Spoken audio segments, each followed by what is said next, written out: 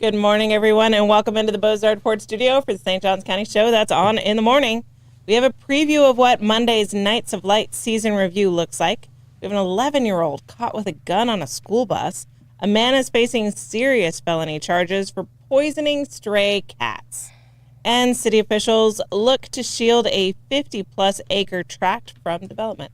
We'll get to all that more, but first we want to thank Bozard Ford. Since 1949, Bozard Ford Lincoln has been more than just a dealership. It's been a St. Augustine tradition built on trust, family values, and doing things the right way. For 75 years, generations of drivers have relied on Bozard for quality vehicles and honest service. With over 1,200 vehicles to choose from, no surprise pricing, and the Drive Happy guarantee, Bozard makes car buying truly effortless.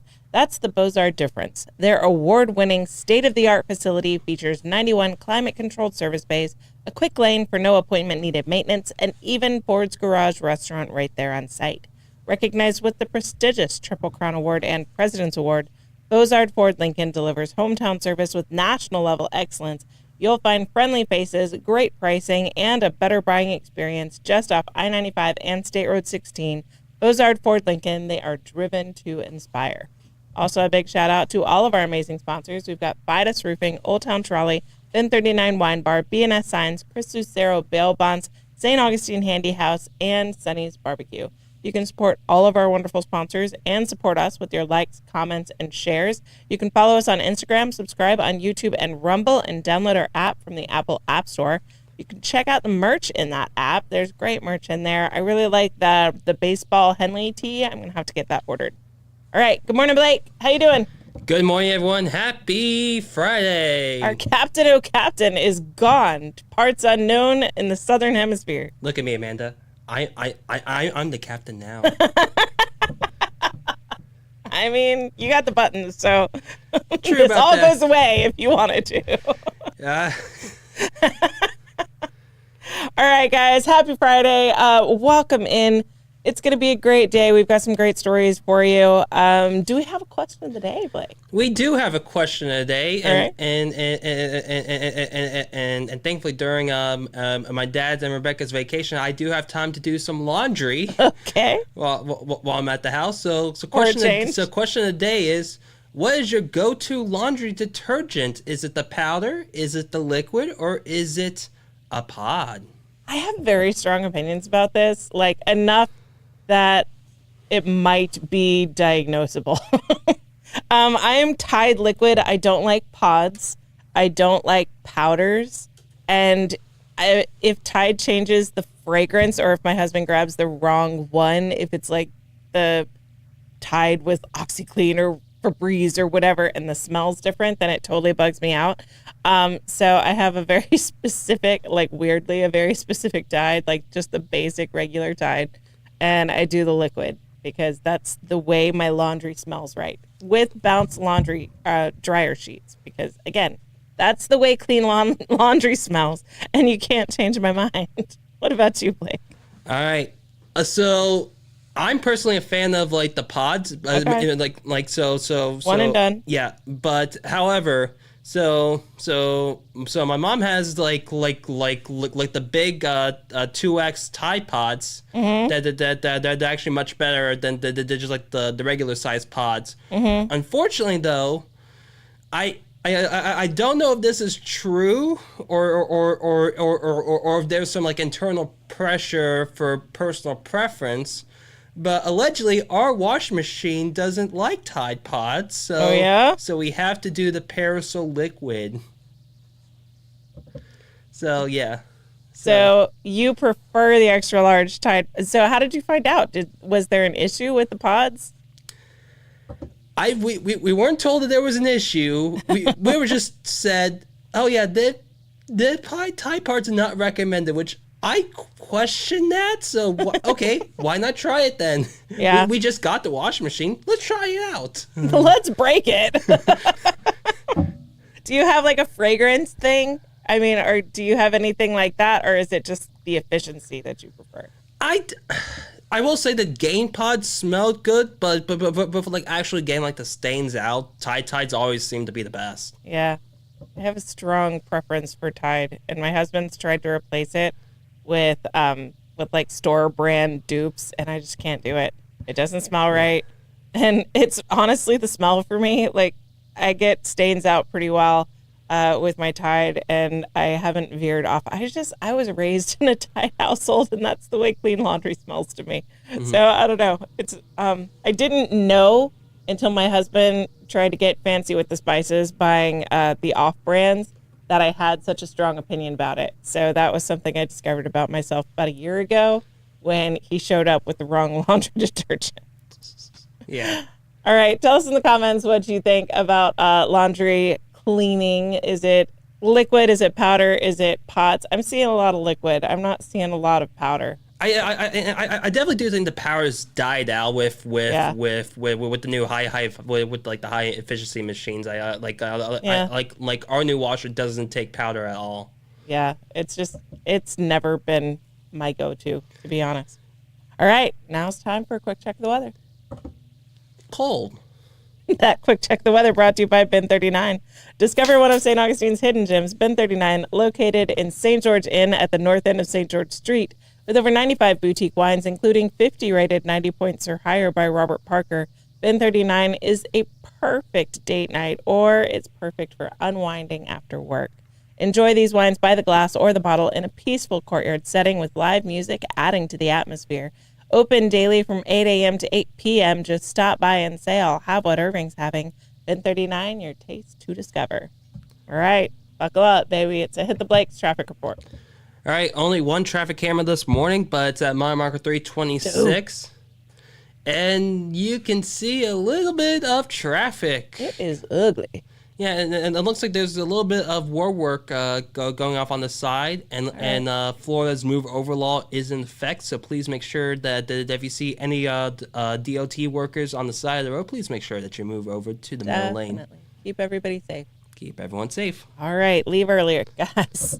That Hit the Blakes traffic report is brought to you by Old Town Trolley. Climb aboard Old Town Trolley and explore over 500 years of St. Augustine history in the most fun and flexible way possible. The Spole narrated 90-minute tour features 22 convenient stops and more than 100 points of interest, including the Castillo de San Marcos, the Fountain of Youth, and Potter's Wax Museum. Enjoy open-air views all day, hop-on, hop-off access, plus free parking at the old jail and welcome centers with your ticket. When the sun goes down, experience the city's spooky side with Ghost and Gravestones tour. Locals ride free with a full fare guest through the Hometown Pass program at hometownpass.com. Old Town Trolley, the best way to see St. Augustine, one stop at a time. Moving into the news, the much ballyhooed and much talked about Nights of Lights. The 2025-2026 season review of Nights of Lights has been released. The City of St. Augustine is presenting a comprehensive review of 2025-2026 Nights of Light season, calling it the most significantly restructured year of the event since it began in 1993. City Manager David Burcham told commissioners the changes were made in direct response to the overwhelming crowds, traffic gridlock, parking shortages, and public safety concerns seen during the 2024-2025 season.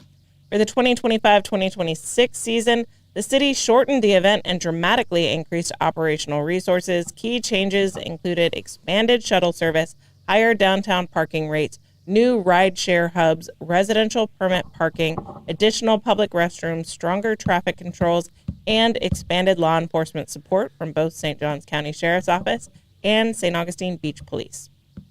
City officials say those changes paid off. Despite a slight increase in garage closures, total vehicle entries dropped by more than 6,000, and daily shuttle service carried more than 69,000 riders, more than triple the prior season. The expanded Star Circulator, which for the first time connected downtown to Anastasia Island and St. Augustine Beach, logged more than 16,000 riders and received strong public feedback with interest in year-round service. A temporary residential parking permit program issued 920 permits, with residents reporting noticeably improved parking access and reduced congestion in neighborhoods adjacent to downtown.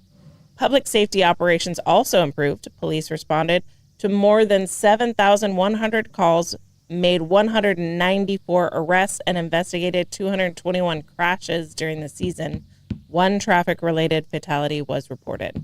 Fire rescue response times remained within normal ranges, and access to residential streets improved due to parking restrictions and traffic controls. The city also addressed longstanding restroom and sanitation complaints. Portable restroom capacity expanded to as many as 75 units during the peak nights, supported by third-party custodial crews operating as late as 2 a.m.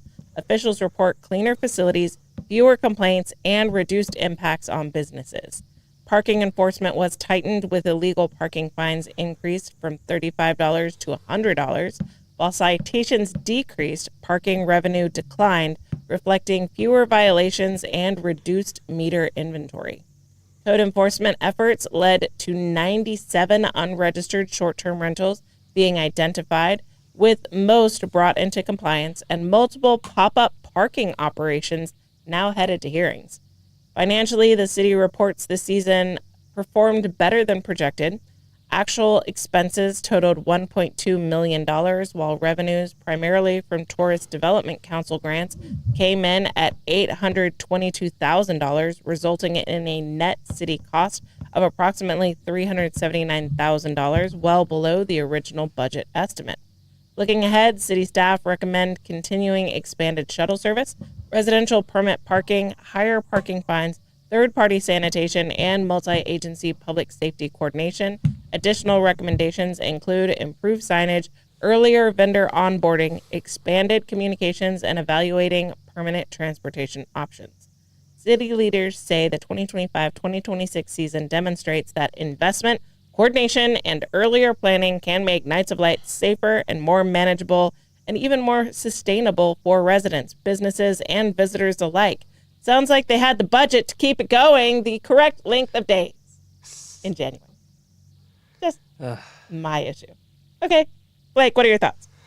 Look, so I'll be honest. I don't have the government knowledge, unfortunately, of my dear father. So I unfortunately cannot comment as much about the municipality stuff, the especially the Tourist Development Council grants that they were given to help fund Nights of Lights. What I will say, as someone that lived in downtown, was it definitely.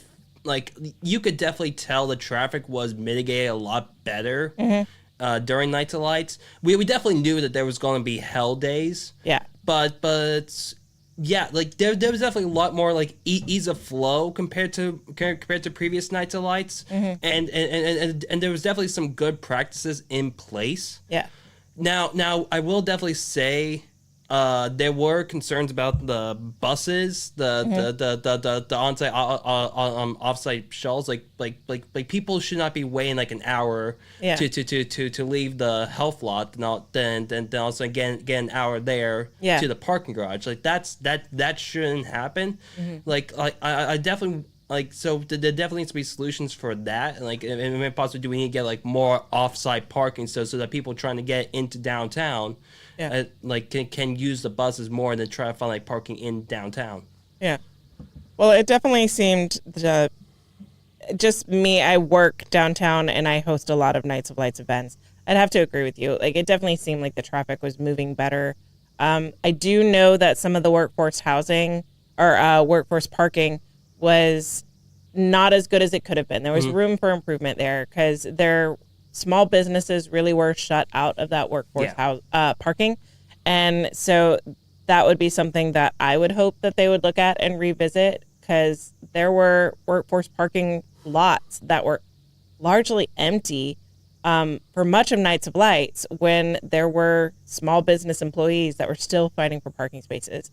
So that would be my big push as far as changes made would be bring it back to the late January end date and to open up workforce parking for small businesses so that employees at businesses that have 10, 15 employees can also get that special permit to park close to their jobs. Yeah, and I also heard like in the presentation itself that the Flagler lot on Magnolia, Malaga,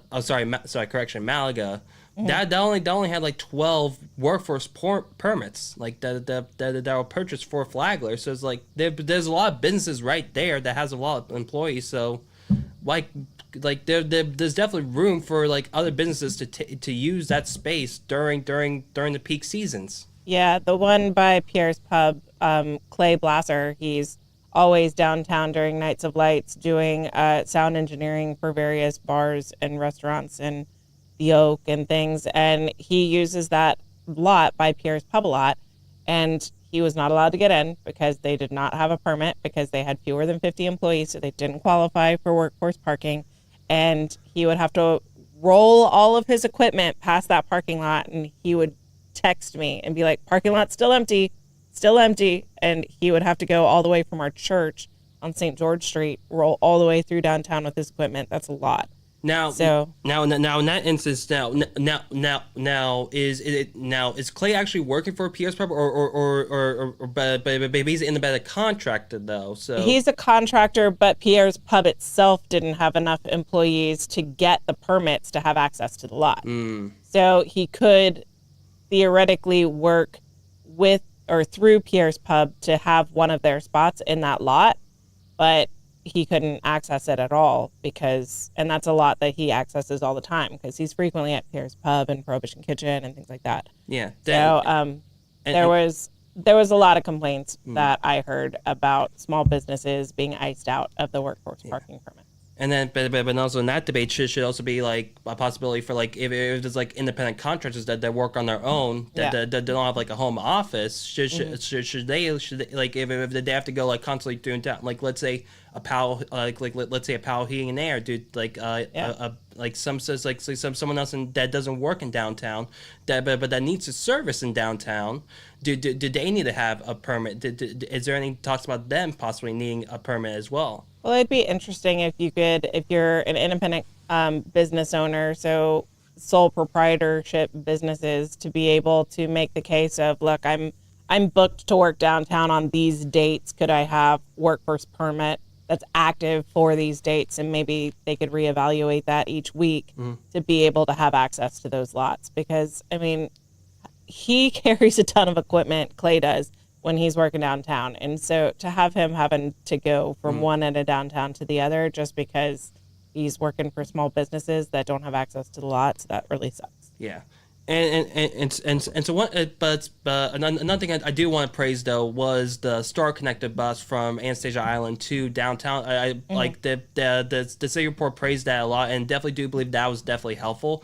And I actually do wish like that was actually part like more like seasonal events like Memorial Day weekend, 4th of July to the summer months, and because I definitely know like a lot more people would use that. Yeah. If they're staying on the hotel, if staying in hotels and the beaches, and want to go to downtown, and they have a free option to go to go into downtown without having to use an Uber or their own car. Yeah, absolutely. I mean, shuttle buses to attractions for peak nights. I mean, that was the deciding factor on the hotel that we would go to when we would go to Disney, is the one that had the shuttle bus to go in to save us from having to pay for parking in Disney.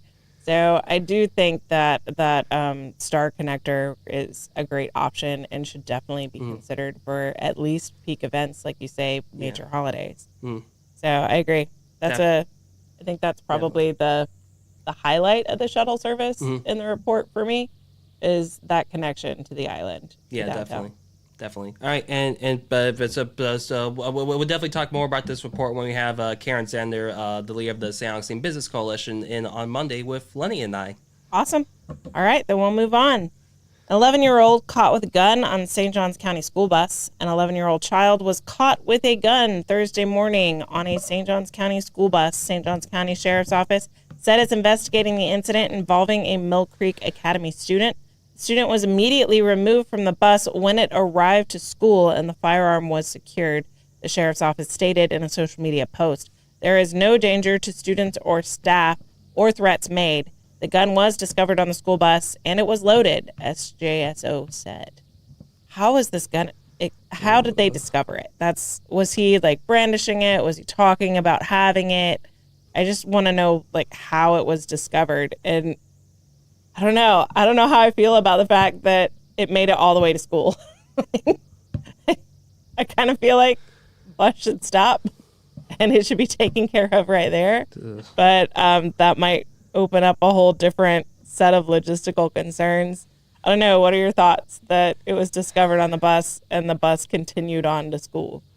Well, I definitely do think so the bus driver did say that the bus driver discovered it first, like on the bus. So did they also did say that the bus driver confiscated it then to then Okay. continue to school. So because at least getting to school, but behind like proper administration to make sure that it's safe and protected away from the kids.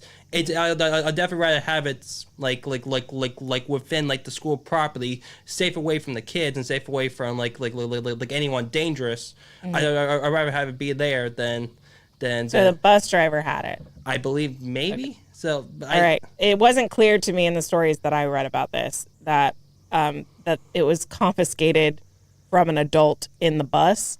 It kind of, I mean, it seems it's always a scary situation, and You I definitely don't even know you definitely don't want the 11-year-old to still have the gun. In his exactly, possession. and that's kind of the way it read. Is like, oh man, we figured it out, but don't worry, once we got to school, we got it. So hopefully, maybe Sheriff Hardwick can shine more light on that the next time he comes in. Next Friday. But yeah, so next week maybe we can ask Sheriff like how that exactly went down and what protocol gets put into place when something like that is discovered. And because and I know that they're not telling us a ton of information, so we don't have a lot to go on. So it might just be that they used so few words to describe the situation that it's causing me to think like, why wouldn't they take it away immediately? Why wouldn't it be confiscated and just sheriff's office takes him in custody as soon as it's discovered? So yeah, maybe we can ask the sheriff when he comes. All right, Gas Buddy Gas Report. Tell us in the comments what gas prices are looking like around you. Got Mobile and Circle K on South Ponce at $2.75. Shell at 146 King Street at $2.79.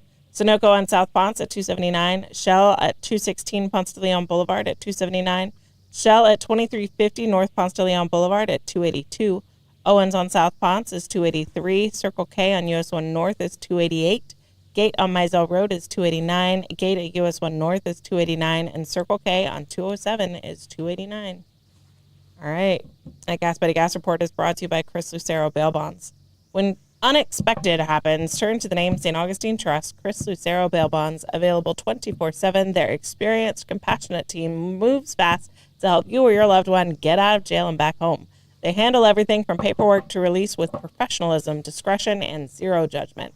When every minute counts, remember the name and the number, Chris Lucero Bail Bonds at 904-822-BAIL. That's 904-822-2245. My brain is still trying to do the old read.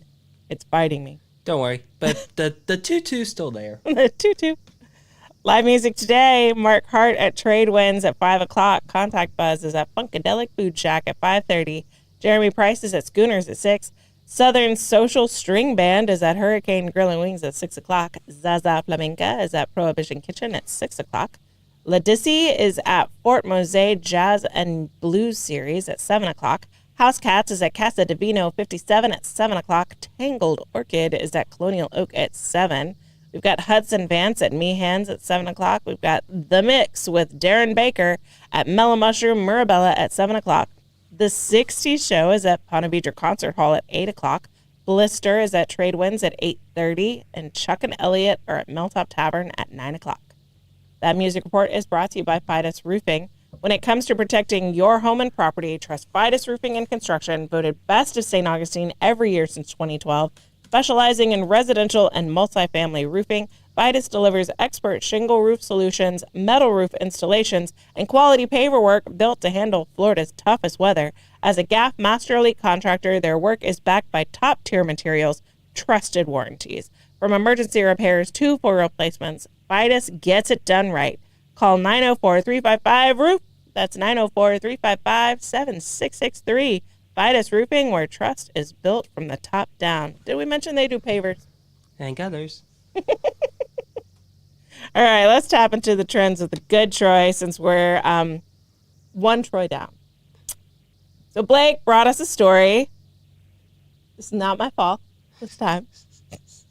The Olympics is coming up. You excited about the Olympics, Blake? I definitely am excited for the Olympics opening ceremonies today at 2, actually. Awesome. Yes, and real quick, Bobby mentioned the photo that's in the background here. So, and asking, why is there only 4 rings in the Olympics? Well, that was in the 2014 Sochi opening ceremony. Yeah. And they had a technical issue, and that's why the 5th ring didn't open. But however, if you look at the history of the Olympic rings, the ring that's not open is the North American ring. And during that time, there was a little bit of tension between Russia and the U.S., so everyone thought it was a big conspiracy to close the North American ring. It was intentional. Allegedly. Right on. Allegedly. Well, we have something else that's alleged. Something I didn't know until I read this story is that there's a whole agency for stopping doping. The World Anti-Doping Agency. I mean, I knew they test for stuff. I didn't know there was like a whole agency for it.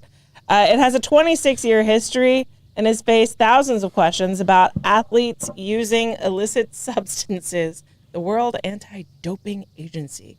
Thursday, however, surely marked the first time it was asked whether ski jumpers were injecting their penises with hyaluronic acid in order to fly further. Yeah. Okay, as a girl with a skincare routine, hyaluronic acid is something that's very nourishing to the skin, and I know that it attracts moisture, so it helps your skin look more hydrated and plump. I don't know what it would do for going the distance in a ski jump. All right, the WADA president, Witold Banka's reaction. Ski jumping is very popular in Poland, his home country. So I promise I'm going to look at this. I'm sure you are. As crazy as it sounds, there are broader concerns surrounding the issue, which has been dubbed, of course, Penisgate. Because why not? Richard Nixon. The fact that he has given us with everything gate is, I think, one of his largest crimes. After it was first reported by German newspaper Bild, of course it was the Germans reporting on this first, everything about this story is exactly the stereotype. Last year, 2 of Norway's recent Olympic medalists, Marius Lidvig and Johan Andre Forfang, were given 3-month suspensions after the team was found to have secretly adjusted the seams in their suits in the crotch area at the 2025 World Ski Championship. Really? Okay, so people are getting paid to investigate this very closely. Definitely paying attention to those crotch seams. Norway's head coach, Magnus Breivik. You just wanted me to say all of this. Is this one elaborate prank? Magnus, assistant coach Thomas Laban, and staff member Adrian Littleton were all banned for 18 months for their involvement in the penis seam scheme, which made the jumper suits larger and therefore reduced their descent rate due to the increased wingspan. Blake, we're talking Batmobiles on Tuesday. One study in the scientific journal Frontiers found that every 2 centimeters in suit size circumference reduced drag by 4%. So much math for a crotch seam. Reduced drag by 4%. Why are we even laughing as much with the Batmobile? Be honest. And increased lift by 5%. I love increased lift in the crotch seam. Okay. It said that a 2-millimeter change in the suits was equivalent to an extra 5.8 meters in jump length. I've heard it both ways. However, Bild was now claimed that jumpers have turned to other methods to game the system when they were measured for their suits, data for which is recorded, now I understand, by a 3D scanner from the lowest point of their genitals. This is an interesting sport for Poland to find very popular.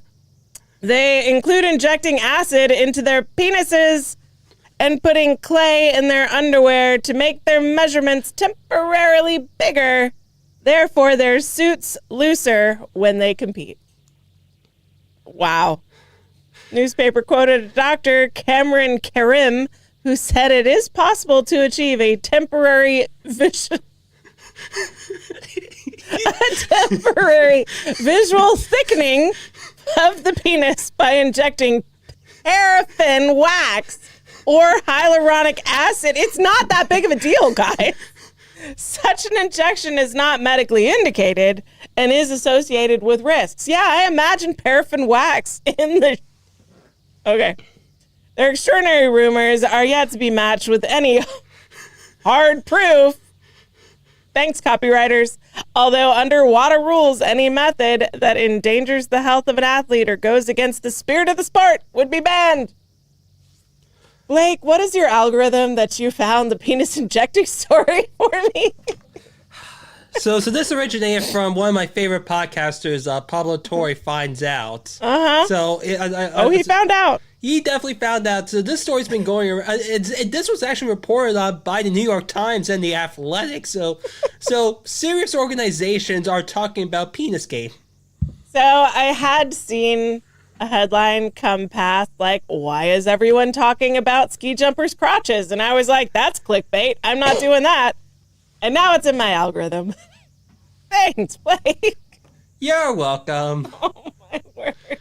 So anyway, yeah. So 2 centimeters gets you an extra 5.8 meters. Not too savvy. Man, Eddie the Eagle should have used that when he was ski jumping at Lillehammer. That Happened to the Trends is brought to you by St. Augustine Handy House. Looking for a portable building that's built to last? St. Augustine Handy House, proudly owned by Troy Usina Enterprises, has been serving the community since 1988. Featuring Handy House, America's #1 manufacturer of portable buildings, they offer everything from utility sheds and workshops to lofted barns, offices, and fully custom buildings, all designed for strength and long-term value.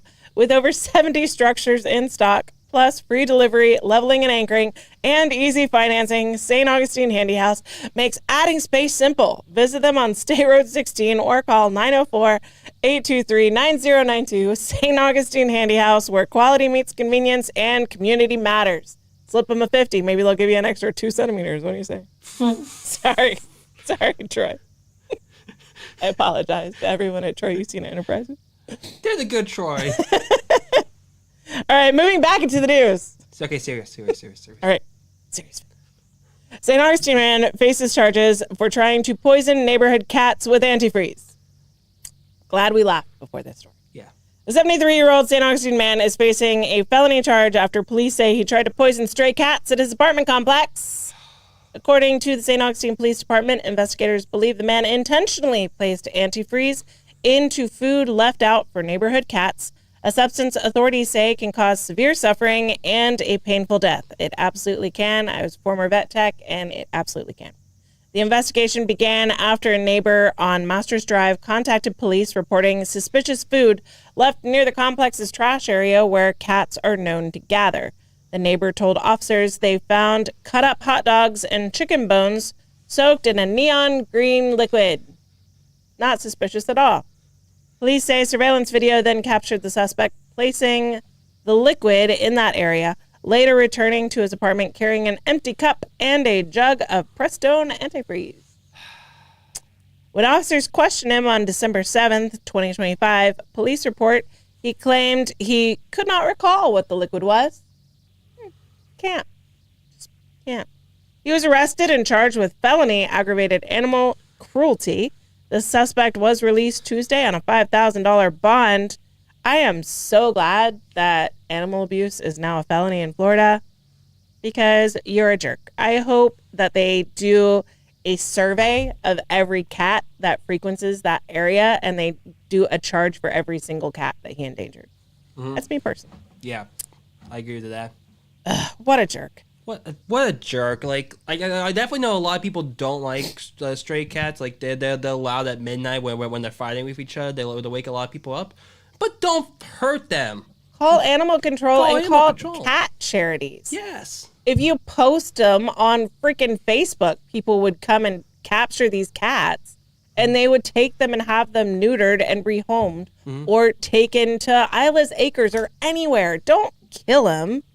Like the tiniest amount of effort could get those cats somewhere else and you wouldn't be facing aggravated animal cruelty for being an absolute garbage human being. Yeah. So congratulations. Jerk of the week right here. And plus also, could you also possibly charge them with like environmental stuff as well for like poisoning plants as well? That might be. If he was pouring it on the ground, I would think that you could. You could get creative, I would imagine. Yeah.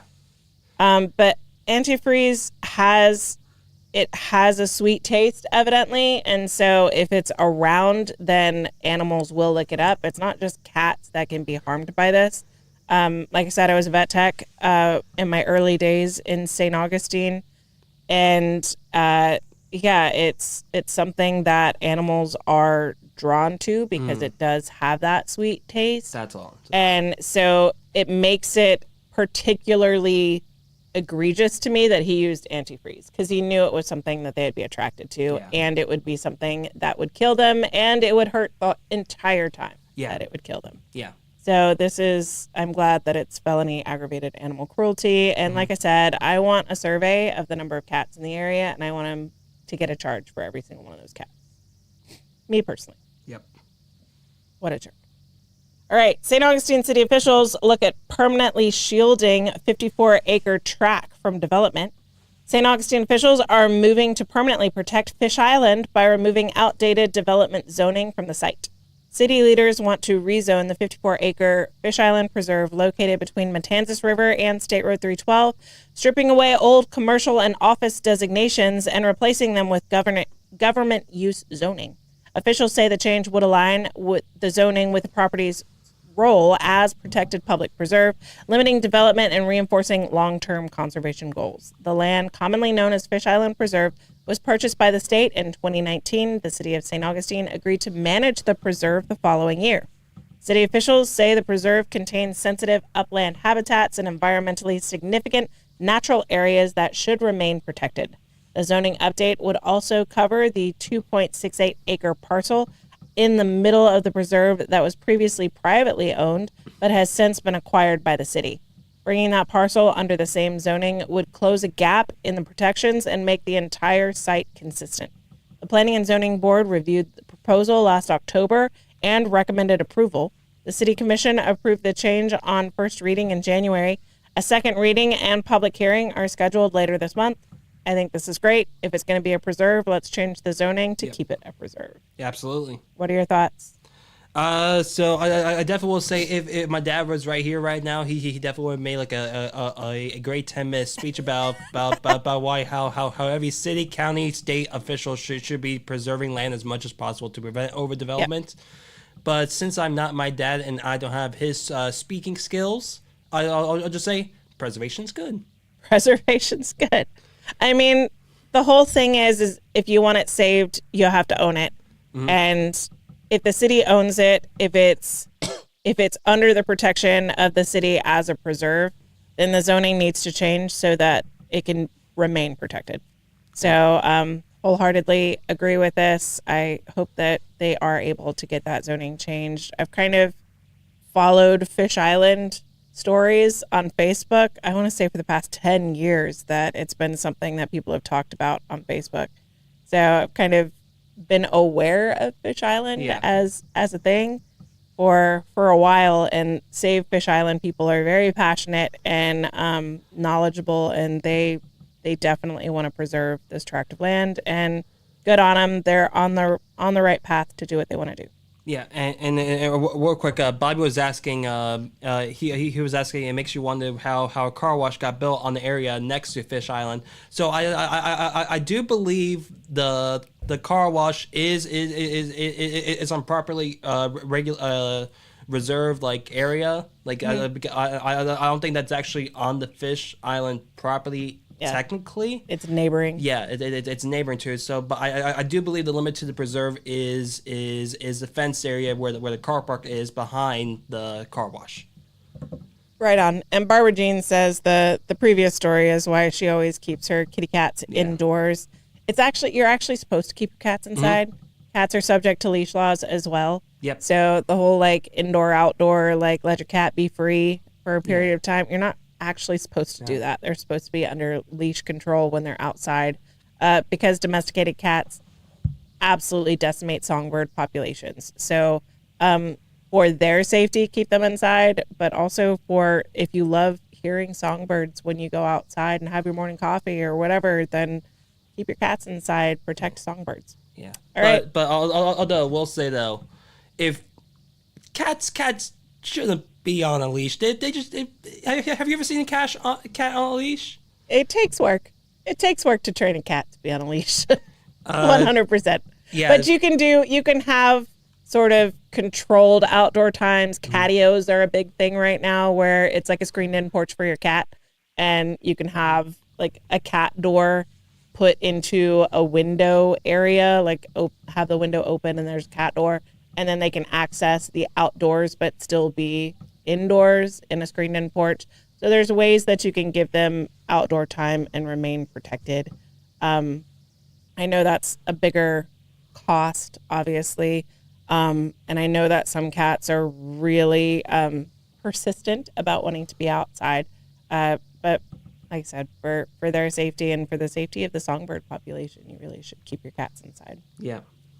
All right. Blake, how do you want to check the comments today? All right. On this frigid Friday, I will fastidiously forge through the fortitude of the comments. Forage? I don't know. Look, let me hold on. Let me try to pull this up here. So this is everything. So I unfortunately. And this is why we have a digital calendar, Blake. Okay, you sound like my dad now. Dang it. I know. All right, wait. That fortified forage is brought to you by B&S Signs. For over 50 years, family-owned B&S Signs has been trusted name and signage across St. Augustine and the surrounding area. From vinyl lettering to large pylon signs, B&S does it all. Backed by fast installation, expert crane service, and reliable repair and maintenance to keep signs looking their best. Named Business of the Year in 2025, B&S Signs is known for quality craftsmanship and top-level service. Make a lasting impression with B&S Signs. Visit bnssigns.com because when it comes to signs, they do it all. All right, give us a comments report. All right, no gases today. But for question of the day, Amanda and Joyce said they prefer the Gain liquid. Scott Johnson said that he prefers Tide liquid, along with Diane. And Bobby says he likes the Arm & Hammer. All right. For National Days today, some of the days include Wear Red Day, Bubblegum Day, and World Naked Day. Well, that's going to help with the ski jump. Oh, still got to put on the suit, so yeah. And there actually were some Super Bowl prediction. Someone asked in the comments, "What's your thoughts on Super Bowls?" Diane said that she's rooting for Bad Bunny and Santana. Kenny's rooting for the Puppy Bowl. Right. Nick is rooting for the Patriots, and Joy and Barbara Jean are happy that the Chiefs aren't in it this year. Yeah, I mean, haters gonna hate. What am I gonna say? And then lastly, Diane, Diane said her 49th anniversary is coming up. Nice, happy anniversary. I'm kind of I mean, once the Jags are out, I was like, I don't really care who's in the Super Bowl this year. So Seahawks versus Patriots, right? I don't even know. Yes, Seahawks, Patriots. What's your thoughts? I'm going Seahawks. All right. Because haters gonna hate. I don't want to see the Patriots get another Super Bowl win. True. Yeah, I'm definitely going with Seahawks as well. So I do think it will be a close game up until the last quarter. Right on. That's a prediction. All right. Do we have a Stordom stat? All right. We do have a Stordom stat on this day, February 6th. On this day, 1911, Ronald Reagan was born. Joy mentioned that today was National Ronald Reagan Day. Because today is Ronald Reagan's birthday. He was born in Tampico, Illinois. Obviously he used to be a famous movie star. Win one for the Gipper. Yep. He was often called the great communicator for his ability to get through ordinary Americans to give them hope and optimism. Mr. Gorbachev tear down this wall. Which they did not want him to say. Oh yeah. They took that out of his speech, and he kept putting it back in, and they cautioned him against saying it, and he definitely said it. So. Yeah, and so